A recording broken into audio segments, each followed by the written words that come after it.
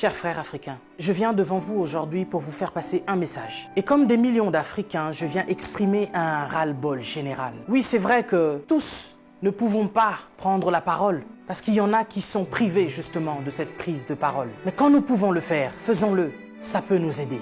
Ça peut nous fortifier. Et donc cette vidéo a pour but d'aider un Africain quelque part où tu te trouves, dans un coin du monde, à comprendre qui tu es et surtout à te fortifier.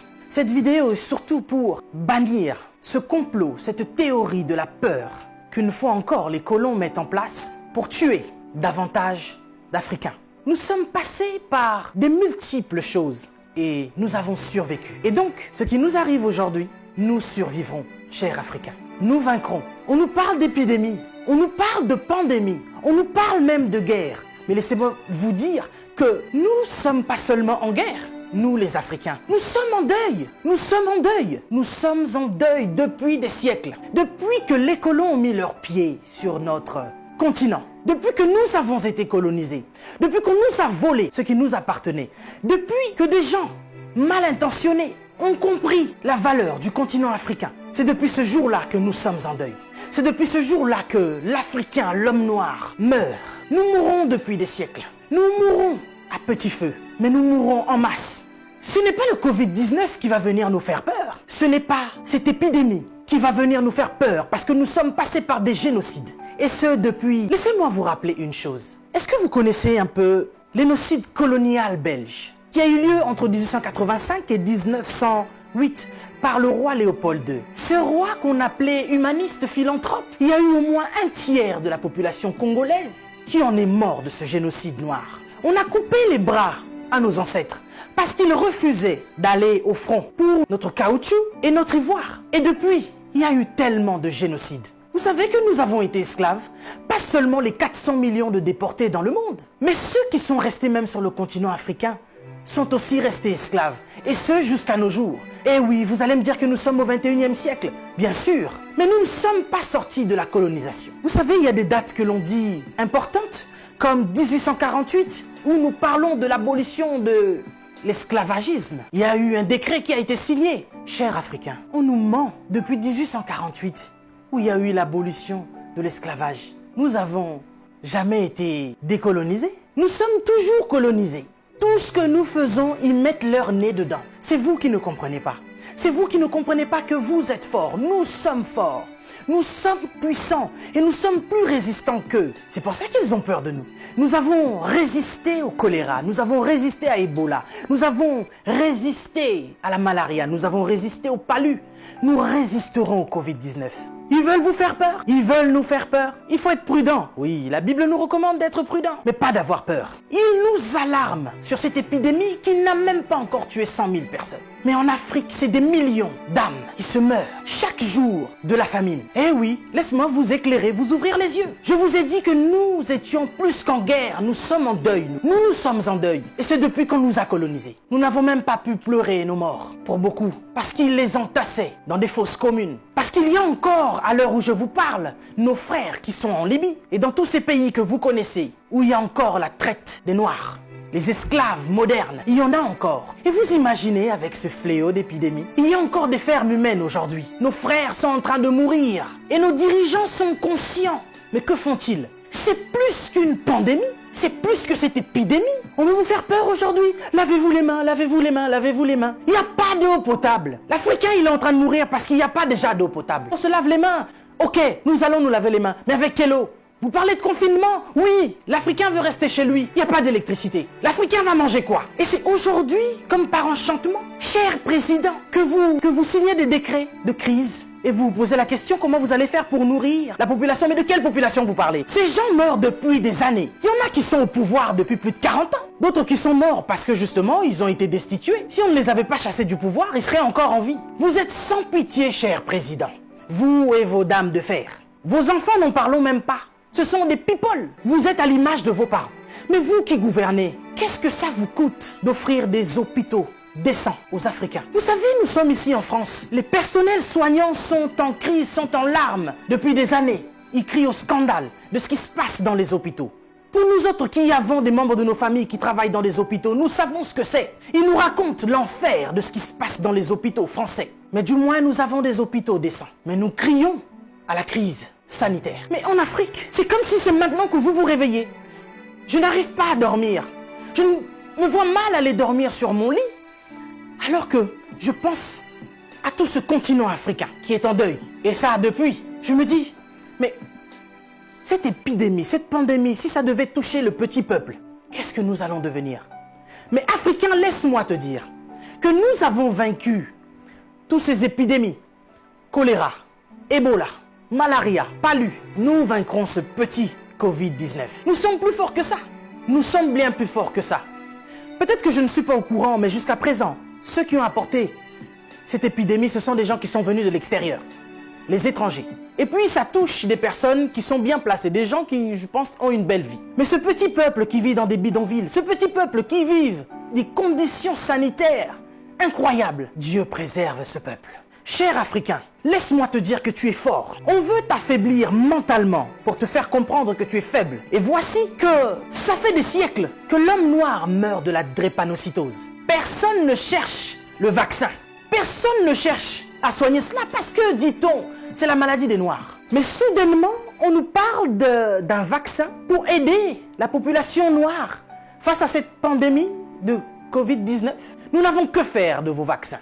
Et nous n'en voulons pas. Si vous avez envie de faire des tests, testez vos animaux, vos chiens, vos chats. L'homme africain n'est pas un animal. Nous ne sommes pas des cobayes de vos labos pour que vous commenciez vos tests sur nous.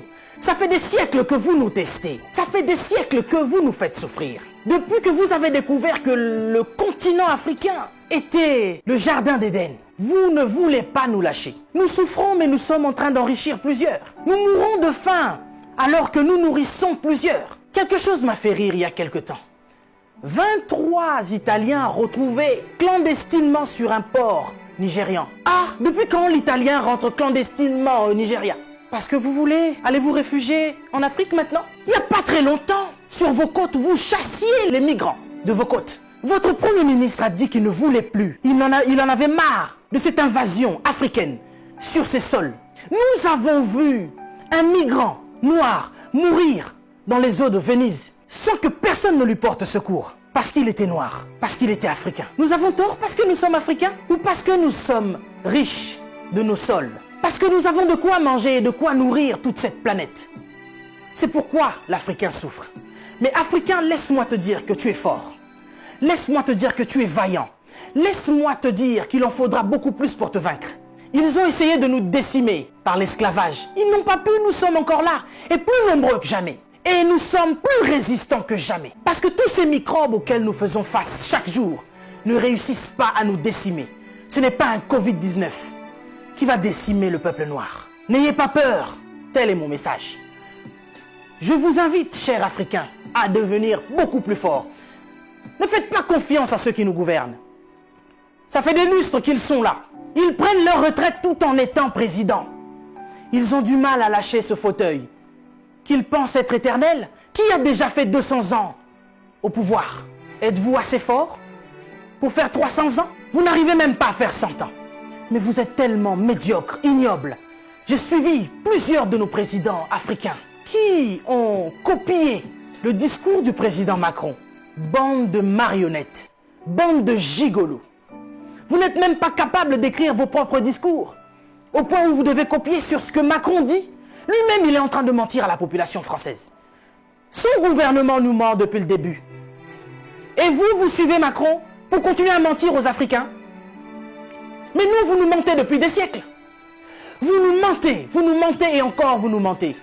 Pour remplir vos poches. Vous vivez dans des palaces, mais vous vous souciez même pas de ce que l'Africain doit manger. Oui, nous sommes en deuil. Et depuis des siècles, nous sommes en deuil. Parce que nous ne pouvons pas manger à notre faim. Parce que nous ne pouvons pas avoir de l'eau potable. Parce que nous ne pouvons pas avoir de l'électricité. Regardez à l'est de la RDC. Il y a un génocide qui perdure. Des gens meurent. Qui en parle? C'est sous silence. Et aujourd'hui, l'OMS vient nous parler de la pandémie, de l'épidémie, qui n'a même pas fait 100 000 morts dans le monde. Ces millions de Congolais qui meurent chaque jour. Qu'est-ce que vous en faites? Vous nous parlez de crise? Vous voulez prendre des décisions de crise? Mais nous, ça fait des siècles que nous sommes en crise. Qu'est-ce que vous faites, cher président? À part manger et boire et faire des fêtes. Vous parlez confinement? Oui, l'Africain accepte. Mais nous sommes en confinement, nous, depuis des siècles. Les gens meurent tous les jours de la famine. Ça, ce n'est pas une épidémie, ce n'est pas une pandémie. Des jeunes filles se font exciser tous les jours en Afrique de l'Ouest. Boko Haram est en train de exterminer des gens. Ils violent des femmes, ils séquestrent des jeunes filles. Boko Haram, qui leur vend des armes? Qui en parle? Et à cause du Covid-19, vous voulez faire paniquer les Africains qui vivent déjà en panique depuis des siècles. Quand nous voyons nos frères qui essayent de fuir leur continent et qui meurent dans les eaux de la mer, ça c'est un génocide qui perdure depuis des siècles. Et nous en avons marre, nous en avons assez. Nous voulons qu'il y ait un changement. Mais qu'est-ce qui vous manque à vous aujourd'hui? La Chine a pu construire un hôpital en 10 jours. Vous savez, ça fait depuis 72 ans, si je ne me trompe pas, que l'État d'Israël existe. Il y a quelque temps, Dubaï était un désert. Mais regardez aujourd'hui ce qu'ils ont fait.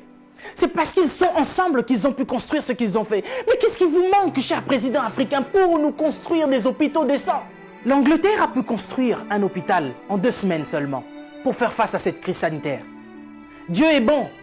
Le Covid-19 est tellement impoli qu'il ne regarde même pas qui vous êtes. Président ou pas, il s'en fout. Il n'a pas respecté la reine d'Angleterre. Il est entré dans son palais, il a touché Charles. Il n'aura pas peur de vous. Mais par contre, là, vous êtes cuit. Puisque vous ne pouvez pas prendre vos avions pour venir vous faire soigner ici. Soit vous survivrez, soit vous mourrez. Africain, réveille-toi.